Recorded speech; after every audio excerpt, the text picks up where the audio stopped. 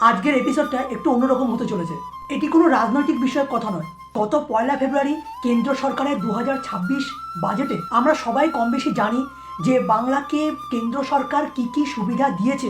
আসলে কিছু কিছু মানুষ কেন্দ্র সরকারের বিরুদ্ধে কথা বলতে বলতে কেন্দ্র সরকারের বাজেটের বিরুদ্ধে কথা বলতে শুরু করলো। আগে এনার ভিডিওটা দেখুন, তারপরে আপনাদের বলবো যে কেন্দ্র সরকার বাংলার পিছনে কোন কোন খাতে অর্থ বরাদ্দ করেছে। 12 জন সাংসদের কেন্দ্র কোনো কিছু আনতে পারেনি।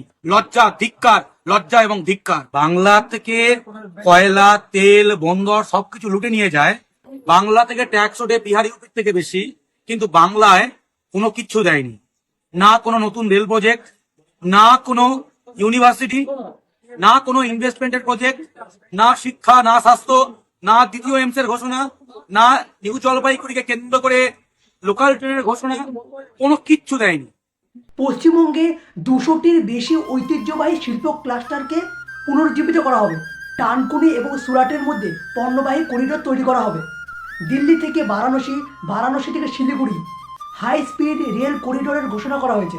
5টি রাজ্যে মেডিকেল ট্যুরিজম হাব তৈরি করা হবে, যার মধ্যে কলকাতা রাজ্য হচ্ছে সবথেকে বৃহত্তম। কলকাতায় বেসরকারি হাসপাতালগুলো এর থেকে বেশি সুবিধা পাবে।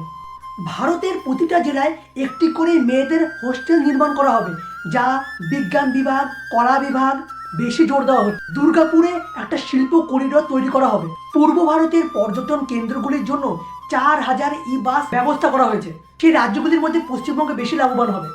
বেঙ্গল কেমিক্যালের জন্য 25 কোটি টাকা বরাদ্দ করা হয়েছে। সত্যজিৎ রায়ের ফিল্ম অ্যান্ড টেলিভিশন পেল 90 কোটি টাকা। কলকাতা বন্দর পেল 150 কোটি টাকা। কলকাতার ন্যাশনাল ইনস্টিটিউট অফ হোমিওপ্যাথি পেল 92 কোটি টাকা। ইন্ডিয়ান স্ট্যাটিস্টিক্যাল ইনস্টিটিউট পেল 335 কোটি টাকা। আর চায়ের জন্য যে বোর্ড আছে সে বোর্ড পেল 335 কোটি টাকা। জিওলজিক্যাল সার্ভে অফ ইন্ডিয়া, যেটা কিনা কলকাতায় অবস্থিত, সেটি পেল 1018 কোটি টাকা।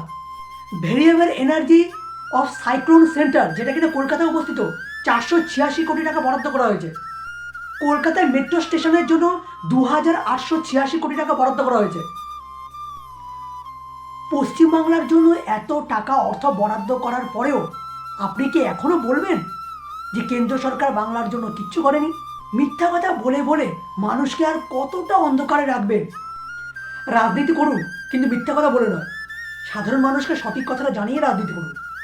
আপনাদের কি মতামত কমেন্টে জানিয়ে যাবেন। ভালো থাকবেন।